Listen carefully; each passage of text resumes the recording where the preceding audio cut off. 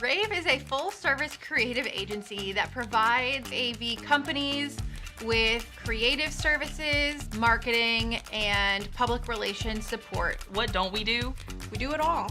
We have Pubs, which is our publications now, which is our live events, Create, which is our creative services, Consult, which is helping brands amplify their message, Speak, which is the live speaking and keynotes that we do, Storytelling, which is our PR and copywriting services, and then we have Launch, which is our live events. I work under the Create talent. You have graphic design, you have day-to-day social management. There's so many different aspects. It is so limitless. rAVe Create is the worst talent.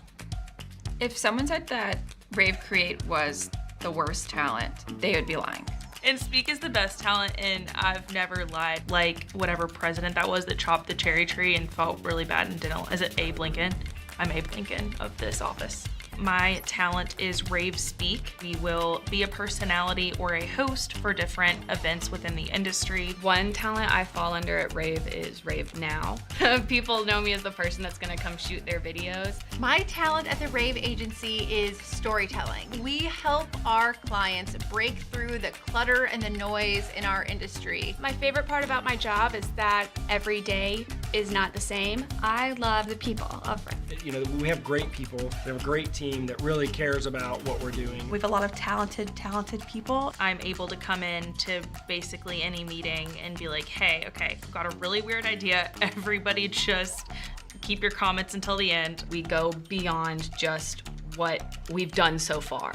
We're always doing something more.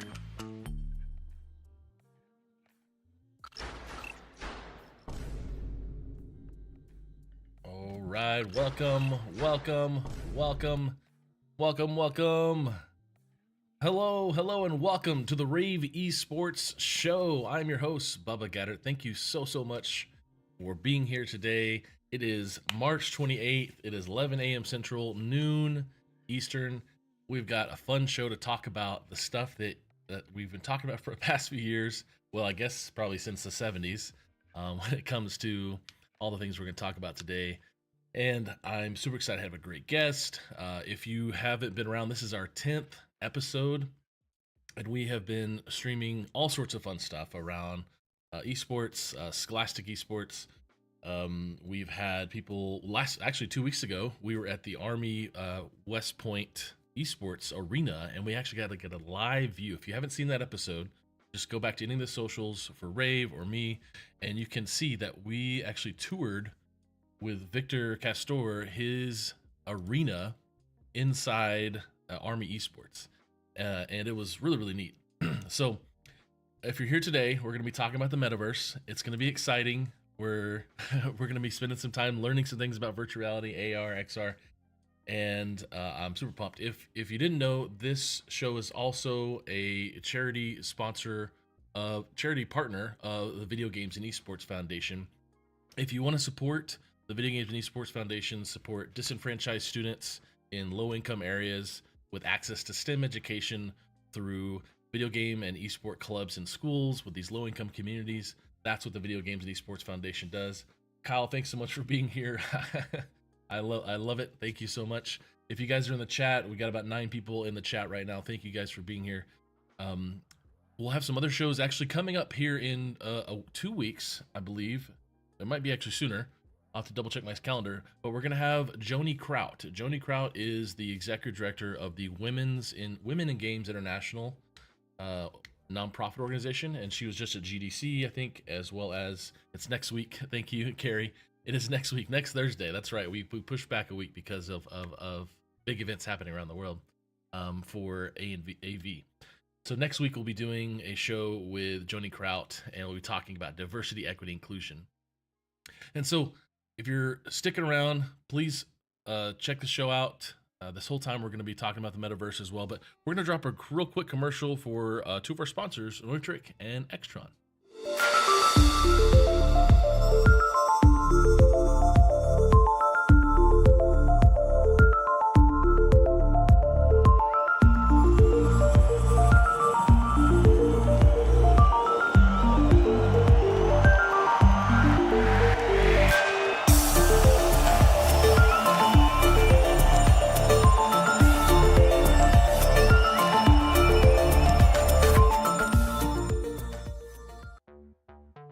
Get future ready with Extron Esports AV technologies. Experience better looking images and higher quality sound with AV systems that are easy to control. When it comes to esports, Extron provides the winning edge. To learn more, visit extron.com/esports.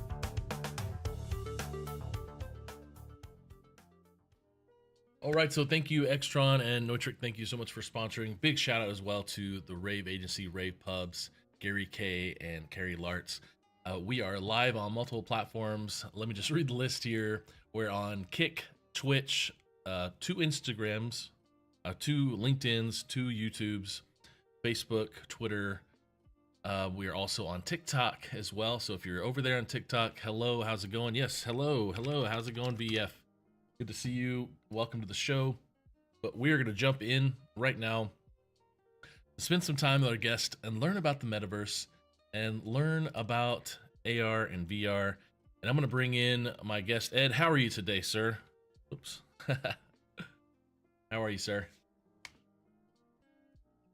I might have lost him just at that moment. That was perfect timing. I'm doing there we great. Go. Gotcha. All right. Well, Yeah. thanks for jumping on. I know I'm you're doing great, in, Bubba. Thanks for having me. Yeah, I know you're in a different spot today, so internet might be a little rough, but I think we got you back. So thanks so much again for being here. Let me see how long the delay is from when you're talking. So I'm gonna count to 3. You tell me when you hear me. 1, 2, 3, 4, 5, 6, 7. A little bit of delay. That's okay. Well, what we're gonna do, Ed, if you don't mind refreshing that page and coming back in, we'll get you rolling again. And we're gonna check out some really cool stuff with Noitric and Extron one more time. And yep, we'll check out this stuff and we're right back. See you in a second.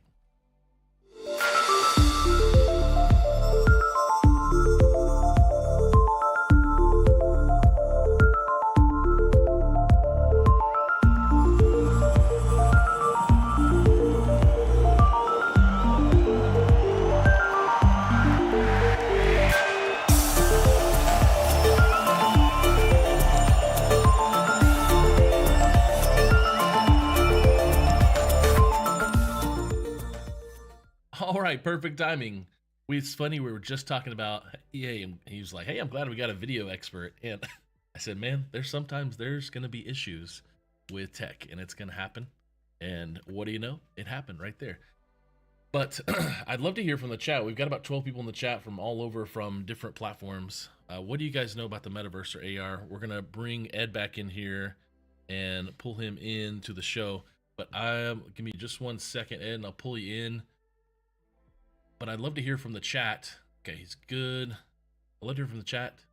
Metaverse, AR, what do you know? But Ed, hello, welcome, sir. How are you? We got the signal going green now. Bubba, thanks. Sorry about the delay there. Happy to be here and happy to talk about metaverse with you and guests and be as informative and engaging as possible. So thanks for having me. I was just telling the audience, like you were saying, video expert. I said there's always going to be an issue, and there is. It's okay. Yeah. This is how it works. We're all used to it from all the Zoom calls we had during COVID, and people turn their mic off and on. So thank you again. Yeah, I'm ready to jump in. I'd love to hear a little bit more about your career though, and how you got to where you are. A little bit of your background. Like what's your background? Where'd you go to college, and what did you learn, and how did you get to where you are today? Sure. So thank you. So right now, currently, I'll start from the present and I'll walk back a little bit. So currently I'm the co-founder of Get Real XR. Okay. And Get Real is an immersive technology consulting firm located in Chicago. Prior to that, I spent nearly 25 years in capital markets and financial trading. So my background was in actually equity options trading. And worked through, the early 2000s, late 90s, early 2000s in that realm where, first one of the early, but, not the only industry that was really transformed by technology and the applied use of technology as things became, that business went 100% automated over a period of about 10 to 12 years, and was able to see that as it evolved and some of the challenges. So got a lot of experience scaling and growing businesses with the help of technology. And that as that we wound that business down in 2018, I worked for a couple years on a Bitcoin project around in not the early days of Bitcoin, but still fairly new in terms of the first onslaught of publicly traded knowledge that happened with crypto in general. So worked on a project over 2 years, and then got back together with an old partner, and we decided to start Get Real under the promise that there's new technology always, and in this case it was immersive technology. It was virtual reality, it was augmented reality, and these were going to be, we saw a lot of the same potential as we did for the things that led to automated trading back in the early 2000s. And so certainly we're early at the time, but wanted to be able to be that go-to knowledge source for hardware, for software, for applications, for businesses and organizations looking to leverage new technology. And so that's what we've built up as Get Real, as being that kind of trusted partner at early stage when consultants generally matter, and people are looking to sometimes catch up on technology, looking to stay abreast on things that move quickly. They all have day jobs. And so we've been able to carve out a space for us as kind of leaders in really all immersive technology and its applications towards various different use cases. Wow, that's awesome, man. Now this is a show focused a little bit on gaming, focused a little bit on esports. What in your history was gaming a part of your life? Where was this? Arcades? What younger Ed? What games did you play? Yeah, certainly an early, an early gaming enthusiast. For back in my time, it was home consoles and such, and arcades. That always captivated me and was able to hold a lot of attention. And I think back in the early stages, like the hours spent gaming just shows the power of kind of a well-built, a well-crafted gaming experience, whether it be visually, whether it be strategically. And so those types of games that were kind of longer players were always ones that, even back to Mario and those ones kind of held my attention more. And I think that is kind of what you're seeing a lot today when people talk about gamification of experiences. Obviously gaming experiences have gone just nuclear in terms of their capabilities and the complexity. And I think it's been quite instructive to where, the broader marketing, training, education, you mentioned your segment with the military last week. It's no secret that they have an esports arena there. And that's not just because they want to offer a lot of fun and relaxing,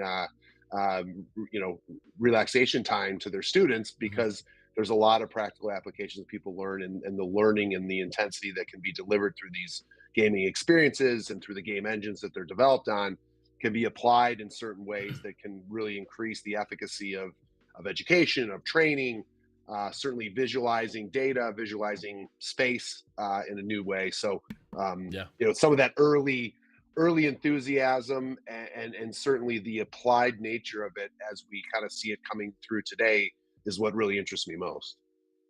You're exactly right. Speaking of that episode last week, we were crammed in between two different events they were doing, and just to show off their arena. And the event afterwards was the guys coming in, the students, I guess, coming in to actually do training in front of a big wall with guns, the M16s that were digital or whatever, but they were as physical guns, but they were hooked up to the computer. And so yes, there's definitely a lot of multi-purpose there for sure. Anything that's dangerous, anything that's expensive to recreate, anything that is hard to get repetition in. Now, certainly, whether it's the military or whether it's heavy machinery or driving forklift operations, from the very intricate to the somewhat mundane.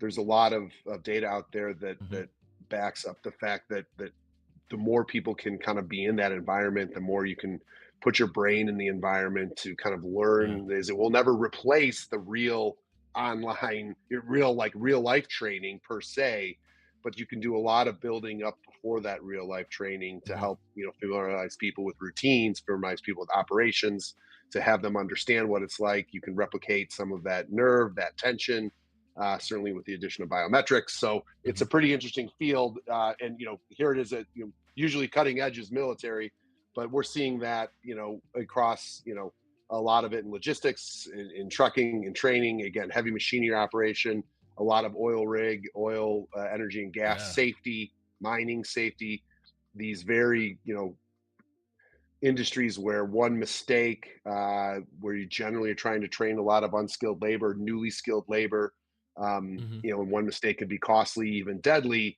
The more you can replicate those environments through these video game like experiences, the more you can prepare people for real life and then increase safety. And that's where, that's just one of the ways that we see the technology being adopted. That definitely makes sense. When it's funny to think that a lot of this stuff potentially or particularly starts in the military because of the access and the funding and the use, and then gets out to the public. I think about it's funny, down the road we have here in Kansas City, we have Garmin, who makes devices and wearables and all sorts of stuff, and the creator of Garmin, Gary, he was the Gar in Garmin, who went to church with us, who was explaining how they took the contract from the military for GPS because it wasn't out there in the public yet, and they now, at that point in the 90s or whatever it was, they were able to use GPS as a thing outside of the private or the national, military sector. And so it's fun to see. And like last week, and the students using then esports or gaming, and as to your points on all the stuff that's around safety, why not learn it first? I think there's a lot of that, right? There's a lot of this stuff that you live in, really, in AR and VR, that I definitely want to dive into here in a minute after metaverse stuff. That just is why we need this, because it makes more sense physically and mentally and safety wise. So I really appreciate that part of it. That made a lot of sense. Yeah, it's anything that's really, you're talking about the broader simulation environment. So you're talking about medical simulations, you're talking about military simulations, you're talking about routine simulations for again, machinery, the ways that you can just do more to simulate the environment that people are in. The retention levels, the engagement levels on the training, they all go up versus computer-based training. And so, we're also, the other thing is, think demographically. I'm sure this is true with your audience too, Bubba. As you think through, most of these industries are seeing a tremendous change, upheaval in in the types of candidates they're seeing. So, you have a big knowledge, big piece of the workforce with a lot of inherent knowledge that's retiring. There's a need to bring in people who are younger, who are less skilled, and have to get them up to speed quicker. We saw that coming out of COVID, where, there was just this influx of demand for hiring because these industries needed to ramp back up. You're engaging an audience that's grown up with technology. You're engaging an audience that's grown up playing video games on phones, on mobile devices. And so, you're going to have to, as opposed to throwing a 3-ring binder in front of them or have them sit through 5-hour lectures, you're going to have to engage them via a technology that they're used to and they're comfortable with, to attract them, to engage them, and to have them retain what you're teaching them. So it really speaks to the audience as well, not just the efficacy of the tools, but it speaks to the audience that's being recruited into these industries. And that's, another strong trend that we see of, like, just that's what's driving adoption. Right. Well, I want to jump into what the metaverse is not. And I want to go back a little bit. We were talking last week. I was talking about my brother working at this VR place in Oklahoma City, and I really don't remember what it was doing. I just know it was something. He was making enough money where he bought us a DVD player when DVD players first came out. So I think that he was doing good, or whatever it was. This was the 90s. I don't know, 96. Who knows? 98. And I remember those large VR kind of big cabinets that they would have space flight simulation type stuff, and then I think those kind of things built into Disneyland. Or now, if you go to Harry Potter World, you can kind of ride big kind of reality type rides. But I look back at things like Lawnmower Man from I don't know if that's the 80s or 90s, but a movie and virtual reality, and Johnny Mnemonic and all these different movies with virtual reality, where it was kind of this new age thing. And how I feel like if that was movies then, how slowly we've taken to really have stuff on our face, like easy for $600 or $1,000 or $3,000, whatever it is, compared to obviously Nintendo had a kind of headset you could kind of put your chin on and look at and play with these red kind of lines and play games. I can't remember, it's called game something, not Game Boy, but something like that. And how it's kind of slowly gotten there, but even though tech overall has gotten larger, faster, quicker in the past 50 years. But I want to talk about what metaverse is not. I think over the past few years, we've all, especially the news stories, have been, wow, check out that metaverse. Look at those people walking around. They're like, oh, it's the metaverse. It's like Ready Player One. And I have my explanation of what I tell people for metaverse and compared to AR, VR, and XR.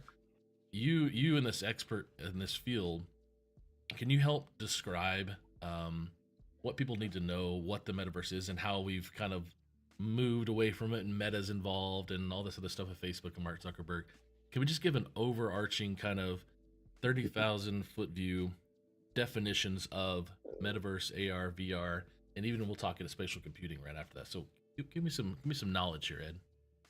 Sure. So it's, as you kind of alluded to, Bubba, it's ask 100 people, get 100 answers. And certainly in the past, in the past 2.5 years, we've seen the definitions of what people consider metaverse wildly change. I'd point to a couple things, that really were up there. If you ask me what my definition of metaverse is, I tend to be pretty broad, and I say, look, it's an intersection between this physical and these digital worlds. We're used to digital worlds when we're playing a video game, for instance, and that's where this game engine piece comes into. People are very comfortable with that. We obviously consider the physical world, but when those two worlds mix, when we can step in and out of them, in a seamless or increasingly more seamless way, that is really gives rise to what people are referring to as the metaverse. And the metaverse is this confluence of technologies. It's virtual reality. It's augmented reality. It's painting the world with data. It's hardware that might have you be able to access these types of medical worlds, whether it's augmented reality glasses or things like Apple Vision Pro. It's also it has a future in terms of how people interact with customers and with clients, and so that's where you get this Web3 angle of, whereas I have now you would say I have a web page up to support the podcast, or a web page to support my company. I might have a 3D interactive experience that people can step into as a way of promoting my brand and such. So it's this confluence of the physical and the digital and the way people can interact with it. We're still at the very beginning of it. I think that it can get really caught in a big hype cycle, as it did for a while, and be a lot of things that ultimately may not achieve. I don't know if we'll be sitting here talking about seamless integration in the next 2, 3, 4 years of physical and digital worlds, but certainly that is what the space that the metaverse occupies in. Yeah. There were people back, let's go back to a big, when did it really become popular in the lexicon? Well, you have Facebook, who has been the leader in VR, at least in commercial VR, starting with Oculus Rift, or starting with the Rift, and then they bought Oculus. And then really right around the time, 2020, right around the time of the pandemic, is Quest 2 comes out. So Oculus Quest being an untethered device, Oculus Quest 2 being, the next generation of that. That's a virtual reality device that they've sold 22, 23 million units for. So, small in some regards, but quite large in terms of commercially available VR for, available for $200, $300, $400. Mhm. Facebook had a lot of reasons why they wanted to change their name, but Mark Zuckerberg leaned a lot into this whole idea of metaverse, and renamed the company, and all of a Right. sudden, metaverse took off in the lexicon, and that became kind of the stalking horse for all things possible around convergence of technology. So not only Right. did you get this intersection of physical and digital world, you got things like, very much NFT market became brought into metaverse, and blockchain and crypto. Certainly, which, you could argue whether that is or is not. I'm not going to be the one that ultimately decides that, but that had its own hype cycle. And then very quickly after they renamed the company Meta, the old, what used to be Facebook Reality Labs, in an earnings announcement, maybe they changed the name in October. And by February, in their earnings announcement, they're going to they publicly stated for the first time that the old Facebook Reality Labs is going to lose about $10 billion a year, until we don't know when. And so the stock, Facebook Meta stock tanks. We go through that very lull time. We have, generally the NFT market kind of collapses, and we see that hype, the Bored Ape type NFT interactions go way down. And so, metaverse goes into kind of this down cycle where, it's a sham, it's a scam, so we've gone through the it's a panacea, it's a cure for everything. Then it's a huge problem, it's a cure for nothing. And we're kind of right back now to a very pragmatic state where people do see the value of these interactive experiences. They do see the ways that they can build brand, build engagement. You're seeing a lot of it on the marketing side through augmented reality, through filters. They're not, we can talk about devices in a moment, but largely most of the way that people are interacting with VR, AR, metaverse is through their phones, mobile AR, and the QR code has been back, so to speak, of trying to get into these experiences. So it's going to take time along the way. We've gone through cycles. We'll see other up and down cycles for sure. And whether metaverse stays as a metaverse has now been permanently, right or wrong, it's been associated with Zuckerberg and Meta, for obvious reasons. But just within the last 2 months, when you've seen Apple Vision Pro come out, you won't see Apple talk at all about the metaverse. They're going to talk about spatial computing. They're going to talk maybe even immersive experiences. So they're going to distance themselves from that terminology very distinctly and very purposefully to kind of position themselves opposite of Meta. Generally, that's going to be good for the market when you have two big players that are trying to drive the technology forward and drive adoptions. Apple can reach people in ways only Apple can. And oh, by the way, Meta still is incredibly effective and incredibly good at putting out, commercially viable, consumer device, and continue to innovate along that path. So I'd be happy to kind of dive into that deeper, but like that's a kind of a recent history of what you see. So do I get caught up in what's metaverse, what's not metaverse? Probably not. In general, I like to think of just immersive tech.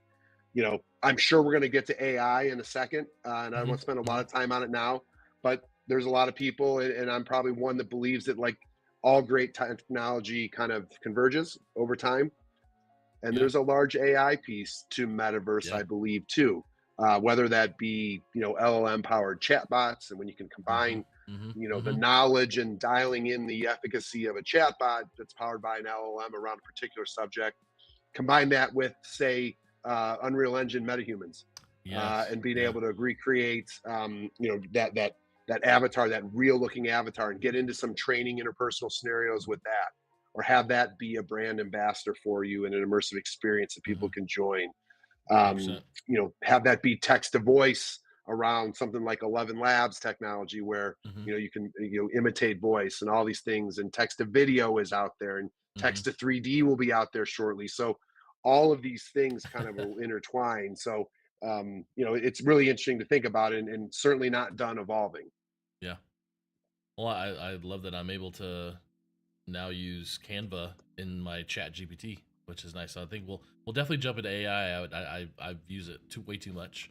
I want to go. It's funny because I look at this book almost is outdated now, even though I've recommended it for the past 2 years, because this was 2 years ago when Matthew Ball's book came out, and it's interesting because there's just so much stuff there now that's really good and informative, but now things have changed, and I think he knew that when he wrote that. But I do want to ask about so that was helpful in understanding the metaverse, because when I think about XR VR, and I found this graphic, it may be crude, but I like seeing this kind of graphic because XR does encompass these things of augmented reality, mixed reality, virtual reality, and I know that's a big component of what you do and what you work on daily, and it's fun to see. For my sake, in 2013, it might have been 15, Pokemon Go was a big deal with augmented reality, and excuse me, and using augmented reality and having my boys at the park, and we're walking around and catching Pokemon, but then I have them standing next to a Pokemon next to a sign or whatever, and that's augmented reality. And when it comes to VR, AR, mixed reality, before we jump into AI and your company, I want to know, like, what is missing from the world of virtual and augmented reality besides price, besides the price of things? Like, what is missing and what's next? Well, I would say, I'll tie into a little bit of what we're seeing in the marketplace now. So ultimately, many people believe that the VR and the AR are going to converge in these kind of mixed reality devices. You're seeing that in Apple with Vision Pro. You're actually even seeing that with Quest and Quest 3. What's really kind of unlocked more of a business enterprise use case to get it away from just a personal, consumer device has been this pass-through technology. So that is literally, I'm no longer in a scene. I'm seeing my office. I'm seeing the outside world. I'm seeing the lake. I'm seeing the traffic. But I've got, this virtual world overlaid on top of it. So I'm much more functional in what I can do from a work perspective, from a productivity perspective.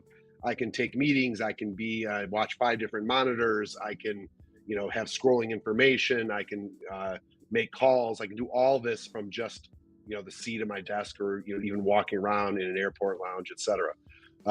So like that's been the big enabler, and I think that's going to be ultimately where these devices go. You'll be able to enter an occluded VR mode, where it is important to have the outside world shut out, and to be alone in those experiences because of either the empathy or the focus that they allowed, but then also be able to switch back into this pass-through or this AR world where, the data is just overlaid on the real world environment. What's holding that back from being a total reality now is form factor in the device.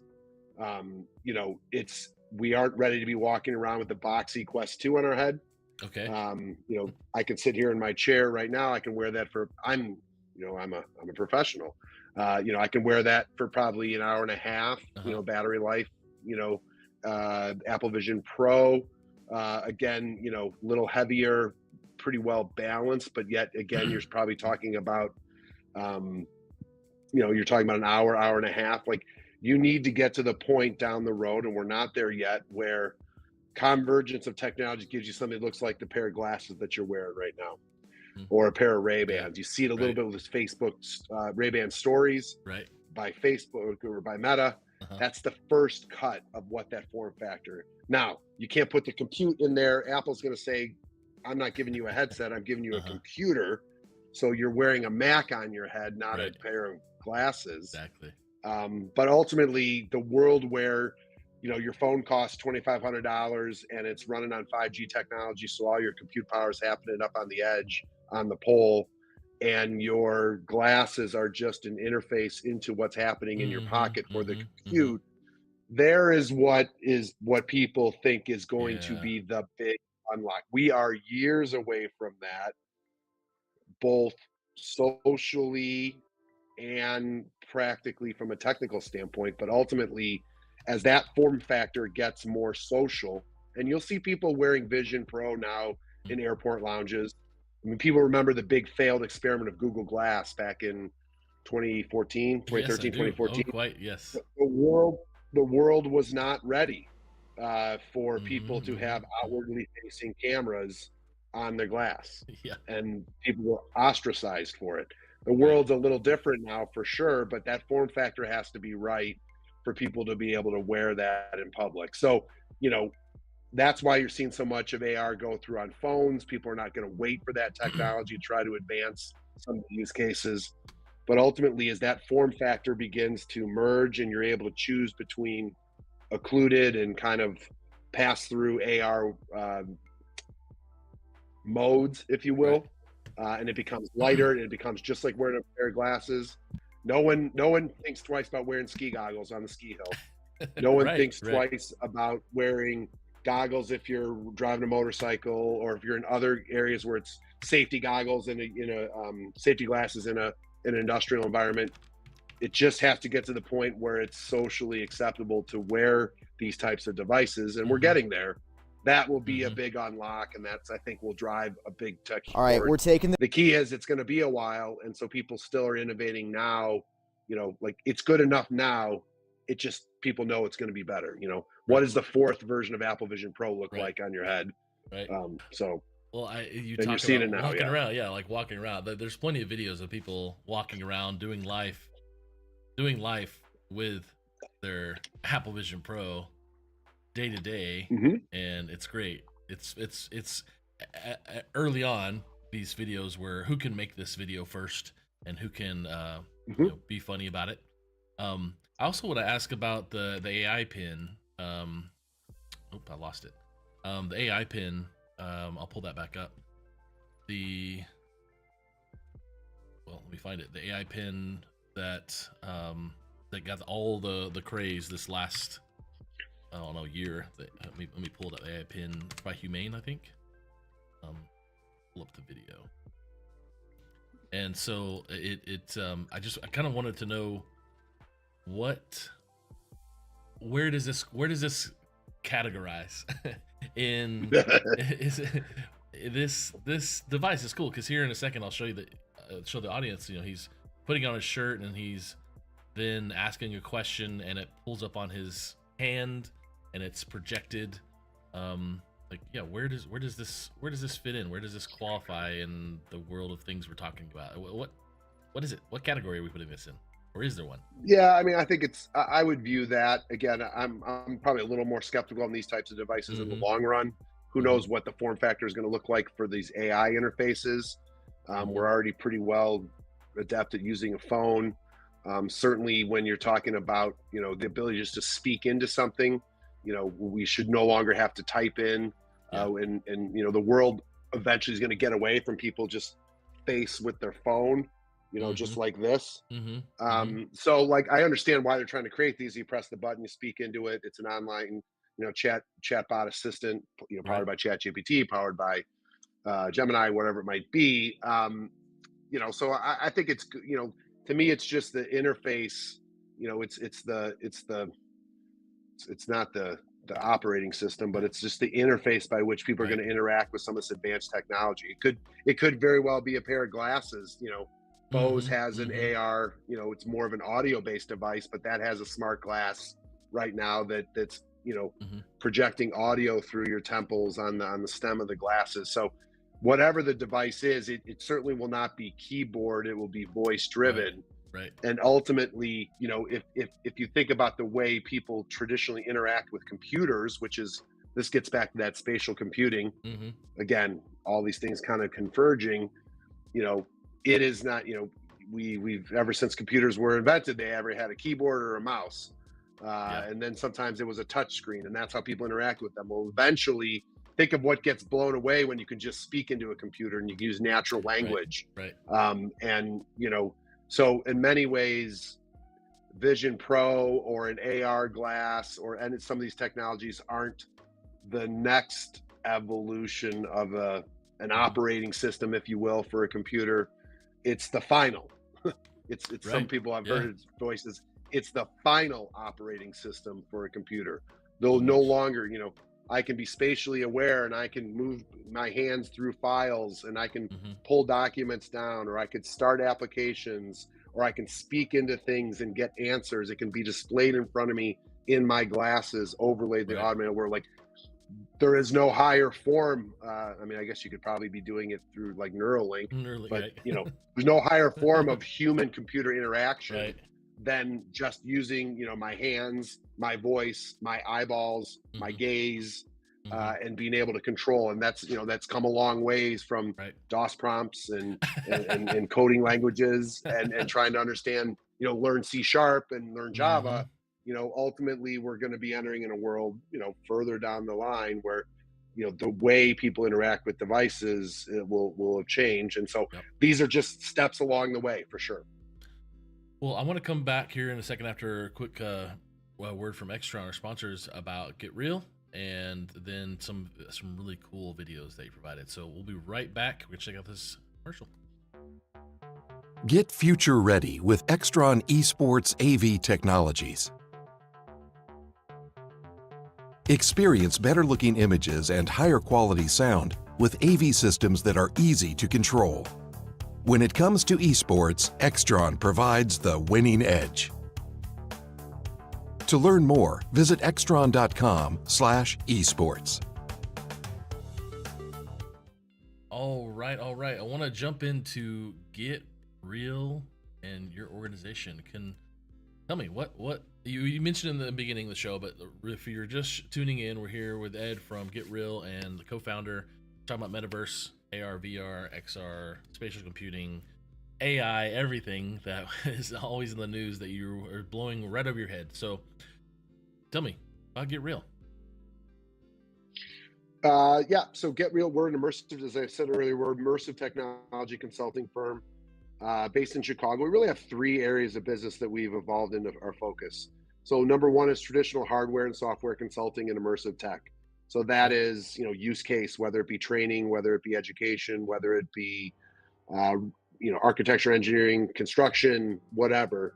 You know, trying to pair up hardware, pilot programs, testing, and really, you know, traditional deployment of early stage technology within an organization. We're primarily focused on enterprise organizations and businesses. You know, that tends to be where we think, you know, going back to our belief that, you know, these are really going to be the enabling tools of our time and ways that business can scale using technology.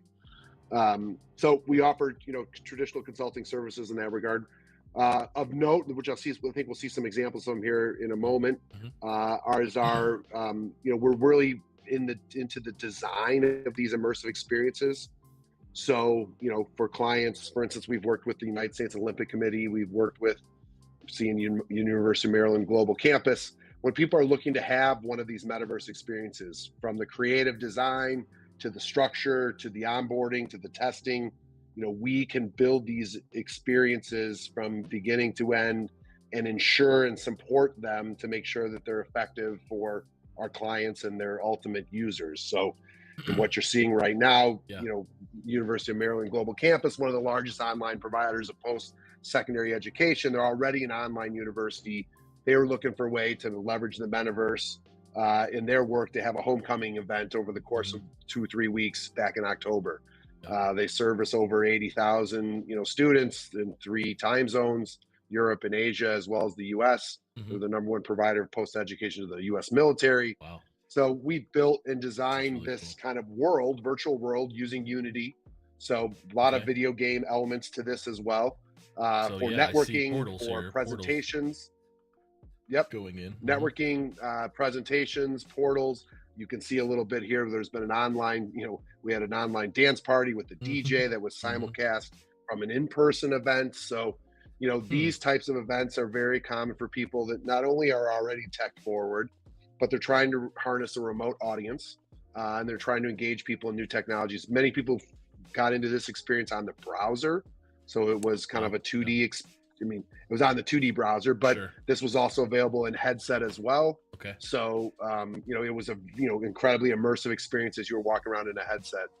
It was hosted on a platform, spatial.io, which is one of several hosting platforms that we use, which are very common today. If people remember the old AltSpace VR, you know, VR chat in some degrees, you know, there's several other ones for various different use cases. So we build these immersive experiences to client specs.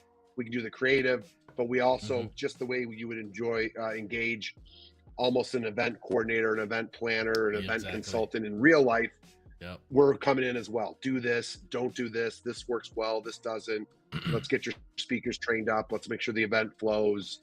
Let's make sure people have fun, all these things. 100%. Leveraging the, and this technology is ready now, but it still is in its early stages. So it doesn't do everything that you can do in the physical world, but we can help people kind of build these experiences. So the last thing is we have a knowledge-based AI tool solution. I talked earlier about the convergence of what rAVe AI and metaverse.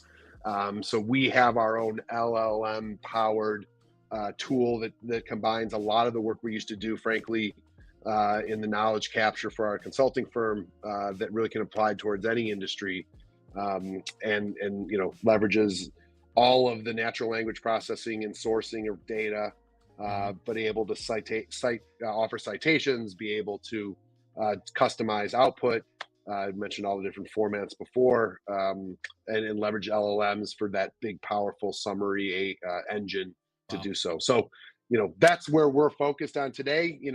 It tends to change a little bit. It's evolved over time, but as I said, these really powerful technologies, and you can't go anywhere without AI, but we believe that, metaverse is real, and it is still there despite some of the, the ways AI is taken off the shelf, but these convergent points in the future really are where we're focused on. So that's where we focus on as for offering, value to our clients. Yeah. So we saw the campus. Now this is more, this is a little bit more gamified, isn't it? You're right. So your game audience will recognize a little bit of this. This is just a simple climbing game. So this is built on Spatial, again, is the platform spatial.io. And this was a way when they released their developer toolkit and opened up their platform to game developers, we wanted to kind of show a little bit of our chops to our clients of what we could do in terms of gamified experiences. We don't consider ourselves the people that are going to develop the next first-person shooter in the metaverse, or in independent online game platform like Spatial or others. So we're not going after that market per se, but here is a challenge experience. On average, it takes people between 25 and 30 minutes to complete. Headset or browser. It's travel this cityscape. Collect coins as you collect coins for prizes. Collect these power cubes you see highlighted in orange. With doing that, you increase your jump height, and so you're able to jump higher and create all the way to the top. So you're in this cityscape trying to rooftop rush is the name of the game. Trying to climb up. I think what's important to take away here, the gameplay is great. It's fairly simple, I will say. So I'm not trying to pass this off as the next. It's a fun game to play, but it is engaging. And so when we talk about some of our clients, and we really see a lot of people coming to us for gamified experiences. Right. And so what if this was not just rooftop rush where you go in and play it, but what if this was a way that I go stage to stage to stage, and learn more about a particular brand, or it's a training experience where I collect a coin every time I learn a little bit more about the history of the product or history of the company, or it's a brand experience where I'm able to engage in a different way, and I'm spending 20, 25 minutes trying to win this game. I'm playing it in a headset. I'm playing it on my browser. I'm playing it on my mobile phone.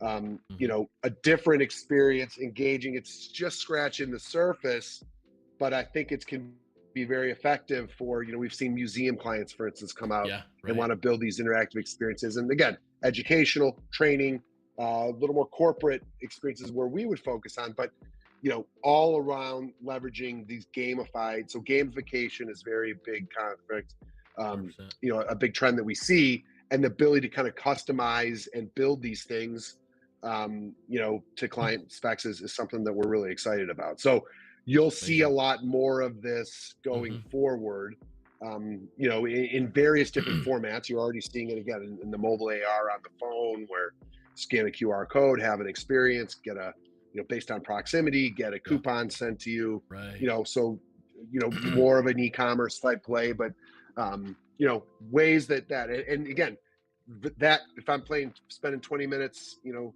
seeing, my brand in that experience that I built, that's a lot different than someone who's staring at a web page or trying to sit through a webinar. So like, I think that's where the game engine, element, you're seeing that in platforms like Roblox, you're seeing that in platforms, in Unreal Engine, in Fortnite, at a larger scale, this, what you're seeing here in Spatial and others is a little bit more, that's a DIY, more independent platform. But that trend around gamification and brand interaction and engagement is certainly out there. So love it. Ed, this has been great, man. As we wrap up here, I kind of want to give a little brief recap. I mean, we talked about spatial computing, we talked about metaverse, AI, AR, VR, XR, MR. Like, with your organization, Get Real, what does it look like to be a client of yours, and what does it look like to what are there heavy costs involved, or is it more accessible than something? If I wanted to run an event, in a big conference center and spend $20 to $50 or $100,000 on the event, what is that in comparison to running an event in this space with Get Real? There's a couple ways to answer that, Bob, and they all start with it depends, of course. But what I will say is that there's a couple things I think that are important to pull away. Number one, it's not free. So in the same way, so oftentimes people come to us, this is really cool. I don't want to have to deal with renting a room. I don't want to have to pay for speakers. We're remote. It should be easy. It's not as if that these events you don't have to spend some investment. You have to get investment in the right platform. You have to spend some investment in training and onboarding. We've seen events fail miserably in the metaverse when people expect their guests to come in and send them a link 5 minutes before and say, hey, join this and listen to the speaker. People are standing on the stage, people are standing on top of each other. Like there is claustrophobia in the metaverse if people are too close to you. So, there's a little bit of training and onboarding and preparation that you need to do to get the most out of your guests, especially if you're trying to get them into an experience where you want them to be productive or you want them to do more than just have fun. So, that said, what don't you have to worry? You can build these experiences, and I would say the average project that we do ranges in the few tens of thousands of dollars. We're not, working on things that are six figures per se, but to do it right, potentially, $10, $15, $20,000 are some of the projects that you see. That said, that installation, that activation is yours permanently. That's not a rental room that needs to be torn down, a day after the event that you can't come into. So the benefits of being able to reuse the space, you develop a little bit of a brand identity. If you're having a conference or a brand experience, like it can stay, depending on where you host it, it can stay active for, forever, or, as long as that means in these days and times. And you can go back and you can reuse the space. You can change, a lot of it is customizable. It doesn't require someone like us to come in and customize, but we can build the space such that you can change assets. It can be an informational 3D interactive hub to your organization, your brand, your purpose, so to speak. So, I think about that in terms of the investment, then the numbers get pretty cheap in terms of like, you have this the same way you have an online experience. And then it's a matter of just driving traffic to it and using it. And, there's productivity elements of being able to meet in different than Zoom. And especially if you're using headsets, that's a very different way of interacting with one's colleagues that we think is, has a lot of applications. I don't few people going to be spending 7 hours straight in VR headsets going forward. I don't think that's the way to think about it. I think about it as like, it's a tool. I'm on my laptop now because I'm remote and I'm doing this webinar. I might get off of this, I get on my mobile phone and I might text some people to, answer a few questions. I might then jump into my VR headset and have a meeting because I need to be occluded. I want to be focused with that group and be able to take advantage of some of the productivity we have embedded within the headset. I might take that off again and hop on a video call. Like it's just another tool in the arsenal for people to use And especially the way that you use a phone, a laptop, a computer. So you'll find the way that people have glasses, or they'll have something that's the form factor changes, carrying around with them all the time, and they'll optimize on what those experiences are. So I think it's, as always, it's important to think about, what types of experiences do I want to have in what medium. Okay. VR isn't the best for every experience, but certainly like it is better for some, and people will continue to evolve and find new ways to leverage it. So that's how we see these kind of interactions as helping. So. Well, Ed, thank you so much for coming on the show today and just informing us of all the things metaverse, AI, VR, AR. It has been an absolute pleasure to learn, and I definitely would love to learn more about Get Real and help promote what you guys do. And I know the rAVe agency is great to connect, and I know you've been on some of the shows and episodes they've had as well with us. So Ed, thank you so much for coming on today. We're at an end, and this has been extremely enlightening. So thank you so much for coming today. Yeah, pleasure to be here, Bubba. Wish you best of luck going forward to the audience, and people can reach me LinkedIn, DM me if you have any questions, and be happy to talk further about anything we spoke of today. All right, if you want to, you can stick around the control room. I'm just going to shut down the show, and I'll come say goodbye to you in that room. Appreciate it, sir. Sure, no problem.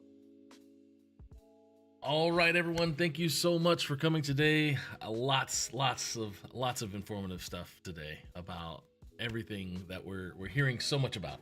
And if you're on ChatGPT, using it to help you create your next meal with what you have in your fridge, that is a really easy tool to say, I've got chicken, I've got potatoes, I've got all the spices. What can I make with this? Also broccoli. And then you tell it to give you 5 ideas. It's an easy tool. Even my wife uses it. And so I'm glad she's not listening, because that was rude. But anyways, thank you guys so much for being here today.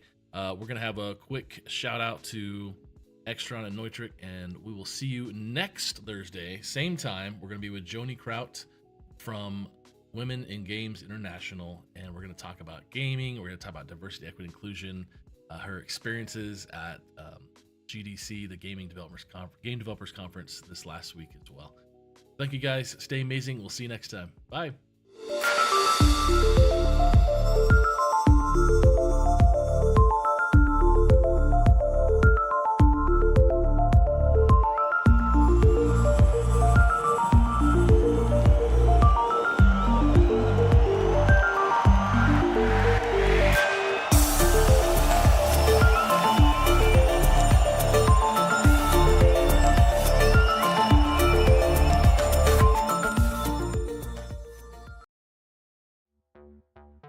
Get future ready with Extron Esports AV technologies. Experience better looking images and higher quality sound with AV systems that are easy to control. When it comes to esports, Extron provides the winning edge. To learn more, visit extron.com/esports.